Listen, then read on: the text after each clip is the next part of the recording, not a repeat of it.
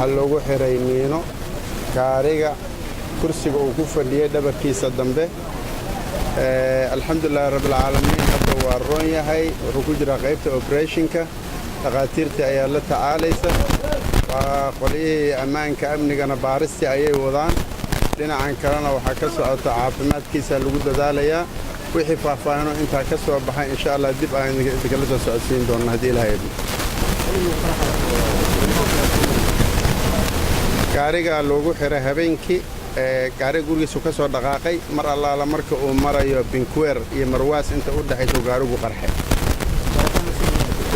ilaa hadda ciidamada amniga waxay ku maqan yihiin baaritaankii ilaa hadda wax jawaab oo sax kama hayno waase la ogaan doonaa asagana hadda dabiibkii ku jira gudaha ugu tagnay waxayna wax ka gaareen garabka dhinaca dambe ilaa iyo sinta jab ma jiray leeyihiin xaaladiisuna waxay leeyihiin serious ma aha marka insha Allah in run noqdo ilaahay ka rajeynayna ilaahay ogaalkiisuna waa fiican yahay ana u tagay Cabdixamiid wuxuu ahaa farsamayaqaan technician ka shaqeeya Universal oo u qaabilsan dhinaca farsamada